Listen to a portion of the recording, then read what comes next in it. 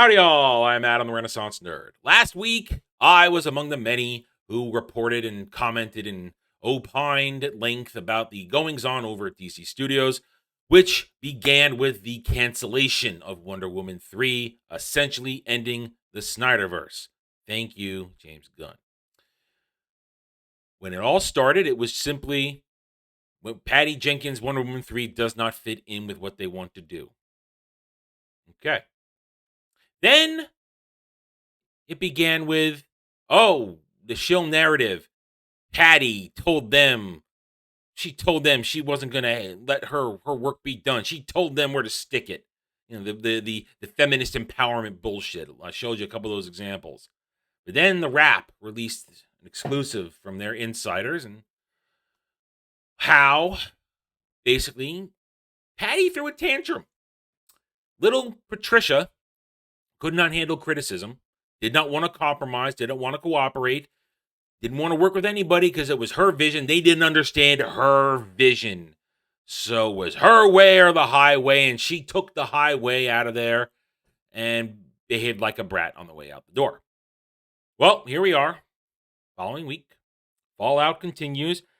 And yesterday, Patricia wants to give her side of the story, her take, her recollection of the events. Interestingly enough, though, her recollection, oddly unspecific and spending an odd amount of time talking about everything but the reasons for the canceling of it. She posted on Twitter yesterday. Here it is, all its glory. We're going to read this over. I'm going to read it. You can choose to listen or not. That's your choice. Before I get into it, I'm going to say, I call bullshit. I have not, after reading this and thinking about it, I have not changed my stance, my take from last week. I think Patty Jenkins is still a diva brat who thinks her shit comes on silver platters and that everybody must bow down and kiss her feet. Because she's probably been told all her life, you're so great, you're so this, you're so that. Never compromise because you're a genius. When in fact, she is a talentless hack. Let's read this over. Most of it. There's the first third, talking about the incident. The middle part, where she basically bacon strips Linda Carter and Gal Gadot. I'm not going to read that part because that's just, why is it even in there? And then her thanking fans, which on the surface looks okay, but still feels pretty jam-packed with narcissism. I'll read it, I'll comment, and then you decide. Let's begin. she sighs right away, the insufferable bitchness of this, the fakeness of this just screams out. Who starts a defense of their point of view, of their recollection with sigh, actually writing out sigh, you insufferable brat. Okay. Sigh. I'm not one to talk about private career matters, but I will not allow inaccuracies to continue. Here are the facts. I originally left Rogue Squadron after a long and productive development process when it became clear it couldn't happen soon enough, and I did not want to delay Wonder Woman 3 any further. When I did, Lucasfilm asked me to consider coming back to Rogue Squadron after Wonder Woman 3, which I was honored to do, so I agreed. They made me a new deal. In fact, I am still on it, and that project has been in active development ever since. I don't know if it will happen or not. We never do until the development process is complete, but I look forward to its potential ahead. Why are we talking about Rogue Squadron? This is about Wonder Woman 3. What is Rogue Squadron in this moment when you were getting ready to work on Wonder Woman 3, which you claim had to take priority? What does this have to do with anything? Why are you bringing this up? Oh, maybe because the rumors are that your behavior was also insufferable when it came to Rogue Squadron, that the script, the treatment was a mess, that you are difficult to work with. Perhaps because there are now 2 stories out there talking about your bad behavior that suddenly you need to start your defense of leaving DC Studios with, I've always been good at work on Rogue Squadron, and this is the wow. This is an incoherent beginning to this defense. And when I speak of the defense, there's literally this right here, this paragraph right here. That's it. What she says in this next paragraph, that's her only commentary on the actual event. Let's read it, and then we'll go back to it. When there started being backlash about Wonder Woman 3 not happening, the attractive clickbait false story that it was me that killed it or walked away started to spread. This is simply not true. I never walked away. I was open to considering anything asked of me. It was my understanding there was nothing I could do to move anything forward at this time. DC is obviously buried in changes they are having to make, so I understand these decisions are difficult right now.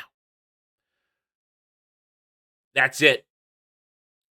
She says, it's not true. I never walked away. I was open to basically criticisms. And they knew I knew it couldn't fit in, so that's why it was done. There's no actual refuting of the events laid out on the Wrap article. Why didn't she say I didn't send that email with the Wikipedia? Why didn't she say that I didn't do exactly the same thing like that? Because there is probably hard receipts out there of that event. And this is sort of her way of dancing around it. I don't know. All I feel is that this is a very weak interpretation of the events. Because she is now trying to defend the perception, when you add in this rumor, that she is difficult to work with, that she doesn't know what she's doing.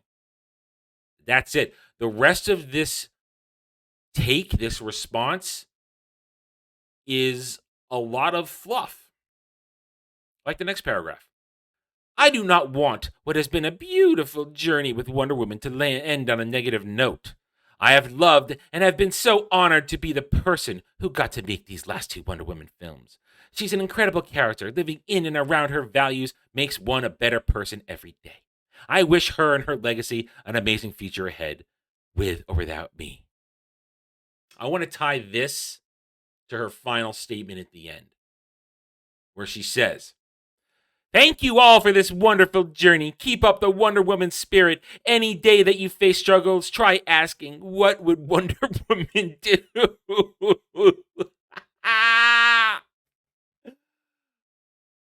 She talks about Wonder Woman being an incredible character, living in and around her values. Excuse me. Throat went dry. Excuse me 1 second. Oh, there we go. Sorry about that. Hey, gotta grease the wheels here.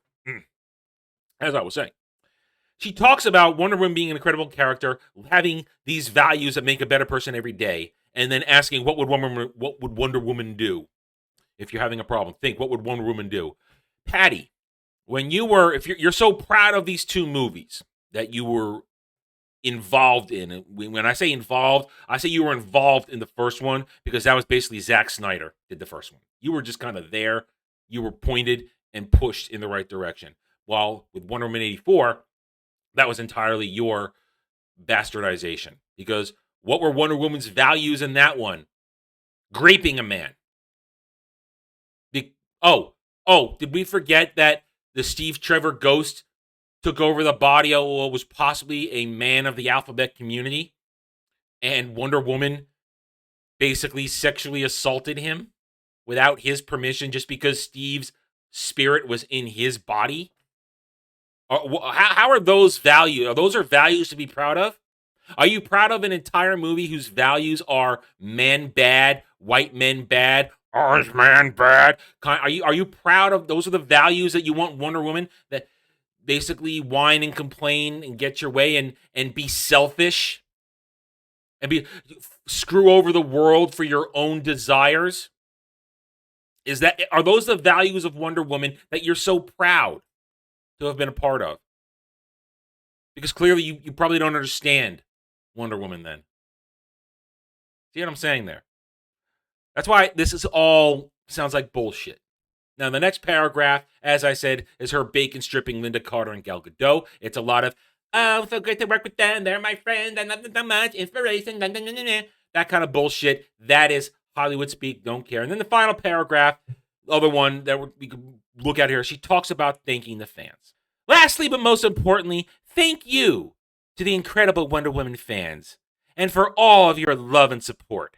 Wonder Woman fans are often aren't the most visible in the media and online. But I want you to know that we have always seen and celebrated you and your importance. You were the first and foremost in our minds every day when we made the last 2 films. You are the best and most loving people, and I look forward to always celebrating you. I get the feeling she's still making it, even though she's thanking fans, she's making it about her more than them. Thank me for giving this to you. Call me hypocrite when I always talk about respect the fans, but I feel like there's just an underlevel that it's still all about Patty here. It's just the feeling I have when I read this. Who would take the time to write all of this if not for damage control? If not to put a spin on what may come out with receipts to be truth. That she is difficult to work with, that she has no talent, that these treatments she gives out after taking for goddamn ever to make them are horrible, are unmanageable. You cannot legitimately do them because they destroy the characters. The Snyderverse Wonder Woman, because that's what Wonder Woman 84 was, that was irrevocably damaged by Wonder Woman 84. You damaged the character of Wonder Woman. In the end, I do not believe this. I do not believe this. I feel this is spin. It's defense. And I just want Patty to walk off into the horizon, not the sunset, just walk off and disappear because you're a talentless hack. You have no business. You have no business near Star Wars. You have no business near Wonder Woman. How about that Cleopatra movie? What happened to that? She has no talent, and the world is probably starting to see that. And in an entertainment world that is returning to making money, putting butts in seats, she is a woke disaster that cannot be tolerated anymore. You know what woke means? It means you're a loser. Most interestingly, what I think really is the capper of this, and bounding into comments again, landing a nice little cap to this story. Right at the end, we get a little bit from James Gunn, where he says, in response to this, I can attest that all of Peter and my interactions with you were only pleasant and professional. Notice what he says there. Notice the words. Notice the careful response. I think what he said here is probably factually true. Because if you remember from the Rap Insider report, Gunn and Safran were not involved with this situation. They merely gave the okay to go ahead with it, but the interactions happened with the next step below of executives. That's who was involved in this. So James Gunn can honestly say, with receipts and events to stay true to what's going on, I can attest that all of Peter and my interaction with you were only pleasant and professional because he was not involved with the unpleasant part that the insider reported to the Rap. Some might say, "Oh, look, this proves her." No, he just says we were okay, and his comment lines up with what the Rap revealed. So it's I think that Patty, well, Patty, it's time for you to go. That is why you fail. Bye, Patty. Don't let the door hit you in the ass on the way out. All right, I'm done. Thank you for watching this video. If you enjoyed it, a like would be very much appreciated. And if you're new here, I invite you to check out the rest of the channel. And why not subscribe? You may find you like it here. I'm here to earn your trust and support using facts and logic, because facts and logic do not care about whiny Stan and SJW Fifis. Hit the notification button. Share my videos if you like what I'm preaching. And by all means, leave comments. Love to hear from you guys. What do you think? Is this real? Is it fake? Is it bullshit? Is it legitimate? Is it kind of an in-between it all? What do you think? I care what you think, because you're real. You're passionate fans. I don't care what the Stans and the SJWs think, because 201, they are all cowards behind keyboards, and I cannot wait for them to be triggered by this video future videos, future streams. Thank you again for watching. Take it easy.